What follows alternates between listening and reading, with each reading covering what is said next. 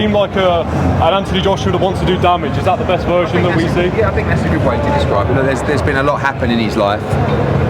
I think he goes into this fight with a huge amount of purpose on many different levels, and I think with a huge amount of intent as well. You know, to beat this guy and to do it in style. I think he liked what he heard today, because you know he wanted someone that's going to come and just talk it up a little bit and tell him what he wants to do. And Prenga's saying all the right things. He's a dangerous man.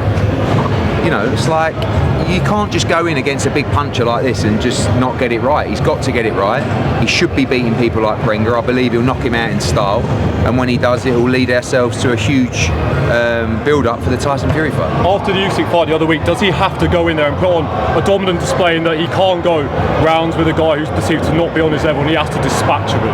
Yeah, but I mean, the reason that we say he's not on the level is because he's never fought anyone at the level. So you actually only find out. It's a bit like Rico the other week, you know. I mean, I thought he had absolutely no chance. I mean, I'd give this guy probably more chance than I would have given Rico going into this fight. They're all dangerous. And this isn't just a former kickboxer. This is a guy with 20 wins and 20 knockouts. So he knows his way around a ring. He's a good fighter. Just because he's never fought anyone at elite level, how good is he? We don't really know. I think he's going to get smashed to pieces. But maybe, like Keith said, maybe it's a bad pick. But you've got to fight someone. On one hand, it's an easy fight. On the other hand, why have you picked a guy that's never been the distance because he's knocked out all his opponents? You've got to fight someone, and if you can't beat this guy, you're not going to beat Tyson Fury. Eddie, with Tyson Fury fight kind of set for the end of the year, is it important for AJ to use it as a motivator rather than a distraction, obviously, going into this fight? Do you know, this is the first time I've actually heard him talk about the future rather than just one fight.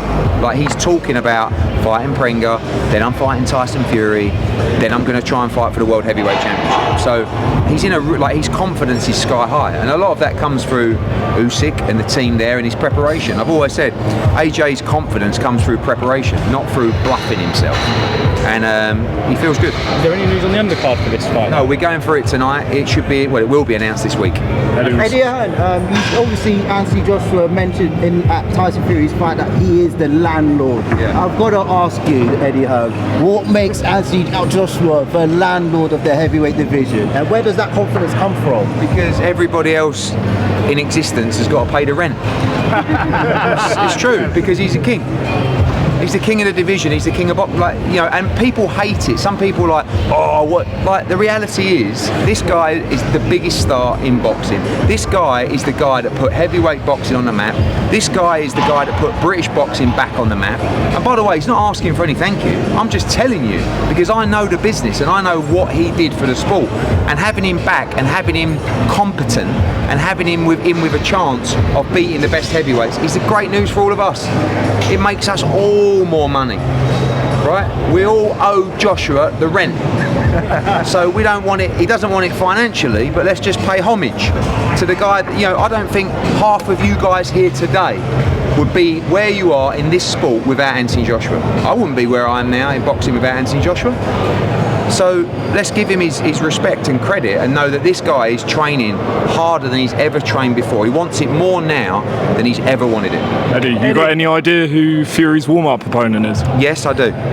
Any clues? I'm not telling you. It's not my place to say. Box Pros UK here. If Fury, because he's supposed to be having a fight, a week after AJ's fight or something. If he loses that, have you got a backup opponent in mind? No, listen, the reality is, if either fighter loses this fight, that fight's off.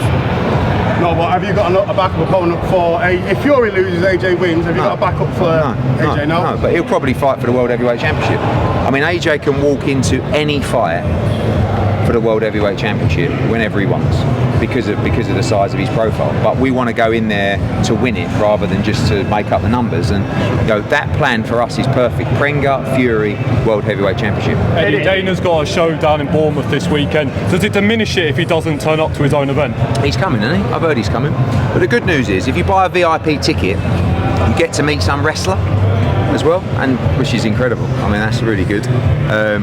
Actually, Scott Hamilton, who works for me, his friend entered a competition to win a ticket for the show. They sent him 10, so it's obviously going really well. And listen, let's see what it looks like. You talks about his body of work, do you expect that to improve over the year? This thing is fucking hilarious. Let's just look at my body of work. What is the fucking body of work, right? Can anybody understand? Do you know what month it is today? June. June. We're 6 months in. We're halfway through the year.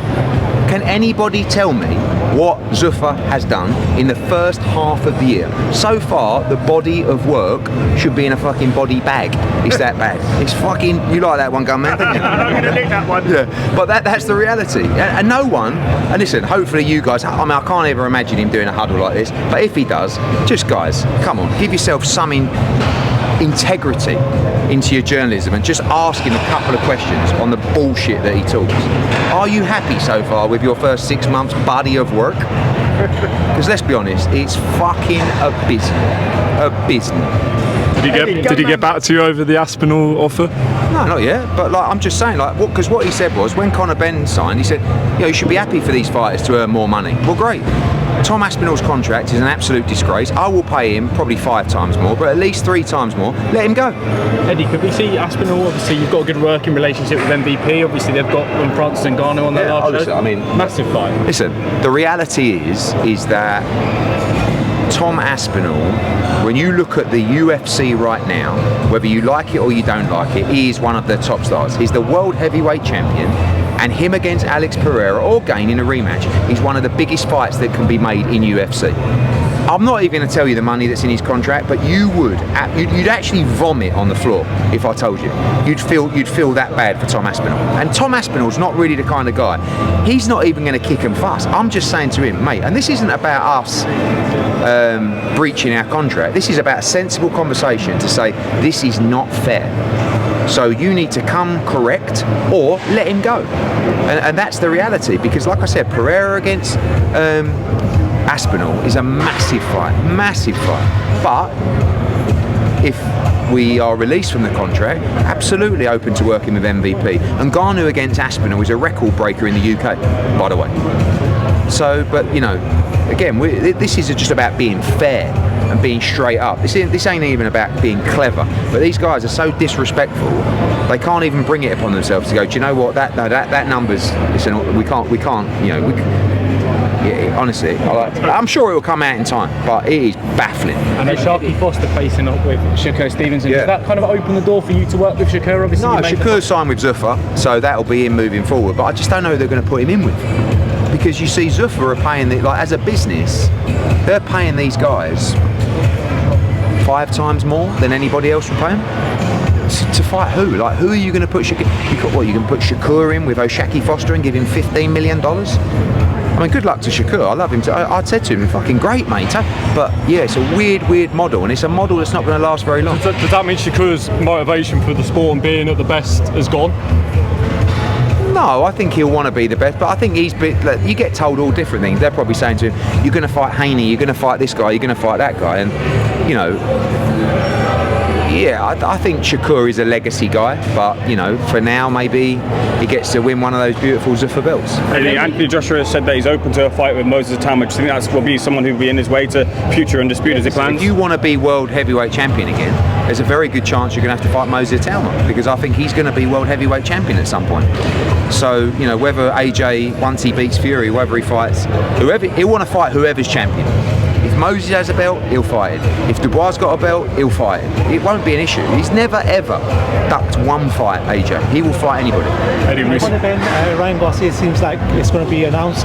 What do you make of that fight? Is there any sort of thing going on in the background with yourselves and Conor Benn?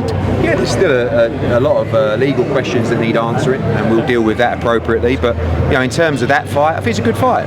You know, I don't think it's a big fight in America. I think it's a big fight in the UK. Obviously, Ryan's a big star in America. Conor's not. Ryan's a bigger star in the UK than Conor is in America, and Conor's a big star in the UK. So, yeah, I don't think it's a fight that's going to do massive numbers, but I like the fight. I think it's exciting. I think at 147, Ryan's a big fight. I don't think Conor should be fighting at 147.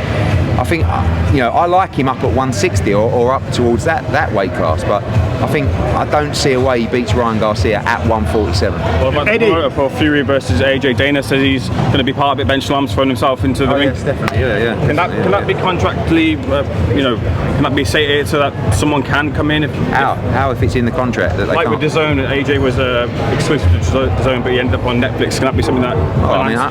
Only because we did a deal with DAZN to give him a load of money. So could a deal come from Dana or whoever?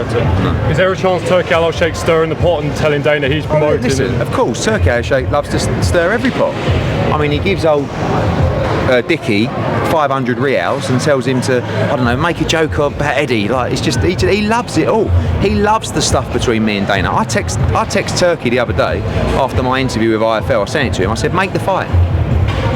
Make the fight. And he wants to make the fight. A chance for 5v5 with Dana one day in the future? He's got no fucking who against? Fucking Ryan Rizicki and Chris Billam-Smith. There's only one 5v5. It won't even be a 5v5. It'll be more like a 7 or an 8 V8, and that'll be the Queensbury one that's coming in October or November this year, and it will be a fucking blockbuster, and we will beat those motherfuckers this time. Eddie, we saw your debate with Froch. He's saying that this fight isn't as big as Eubank Ben and his fight with Groves. What's your thoughts? But how can you have a debate with Froch? I mean, actually, I really enjoyed it. I sat down with him. I said, this is the biggest fight in British boxing history. No, it's not. I said, all right, what's a bigger fight in British boxing history than Fury AJ? Me v Groves. I'm like, Carl, how can I have a sensible conversation with you? Don't get me wrong, it was a big fight. You can't put it on the level. This is this is going to break all records. The whole country will stop. Front page, back page, complete sellouts. This is going to be, and hopefully we go into that fight with two great performances from Fury and AJ. Did you see Jake Paul's comments about the Usyk versus Verhoeven show? I think he said something along the lines of Matchroom show's gone too long and basically criticised it for that. I just wondered if you saw those comments. He was texting me at the time. He texted me, he went, can you hurry up and put the fight on? There was an issue with the screens, and we wanted to get the screens right for the ring walk, so it took about an extra 15 or 20 minutes. So I replied, and Turki actually grabbed my phone and sent him a voice note on my Instagram direct messages. But yeah, it was a little bit too long. I think 20 minutes too long, but we wanted to make sure that the ring walk among the pyramids was one that was worthy. Also, over the last 6 months, you put on some fantastic shows, really. Over the course of the 6 months, what has been some of the things that you sort of learned about, obviously, your stable of fighters, and what can the fans expect to come in the next 6 months? That you don't always win. I mean, look, we had Andy Cruz lost against Murataya, Nunes lost against Navarrete. The 2 nights ago, Ray Ford lost against Foster. The big one for us coming up, or two really, is Bam against Vargas next week. And obviously they're both my fighters, but if Bam wins, he'll fight Nair Inoue, which is the big, I mean, I've got the 2 biggest fights in boxing. Joshua against Fury, Bam against Inoue. They're the 2 biggest fights in boxing. Bam's got a tough fight against Vargas next week. If he wins that fight, he will fight Inoue in my opinion. And also another fight 2 weeks after that, which is Boots against Xander Zayas. If Boots does to Zayas what I believe he will, boxing will have a new superstar. Eddie. Yo, gunman. Yes, my man, you are looking teed up from the feet up. Thank you, mate. The model professional, ready to do business in any corner of the continent. Now listen, the Fury Joshua fight has taken an absolute age to make. Michael Jackson still had an afro when you first started talking about that fight. Do you actually think it's going to happen, or is there a little bit of nerves until that first bell goes? Yeah, the only way it can't happen is if one of them loses. They're both signed. So we know that that's sometimes possible in boxing, but at the same time, you know, if they don't win these respective fights, they're not good enough, and you know, they shouldn't be in the ring with each other, because I know that these guys can punch and everybody's dangerous, but AJ's got to be beating Prenga, and Fury's got to be beating whoever he fights in August as well. So I'm very confident this fight's happening. It's the first time in history they've signed the contract, and we shall get it. Eddie, how far along the line are you with Chris Eubank Jr. talks? How far along the line are you with Chris Eubank Jr. discussions? No, not very far along the line. No. What do you make of Usyk Benavidez taking on Sapphire? Good fight. I think it's a good fight. Is that even happening there? No, I think Benavidez should fight Mikhailian for the undisputed, and then the winner should fight Dimitri Bivol. Another fight with Eddie. Prenga that made you pick him as AJ's next. And how do you pick? Popular, dangerous, young, exciting, beatable. You know, somewhere in the middle of dangerous and respectable, but hopefully not dangerous enough to cause a major problem so we can move forward to the Fury fight.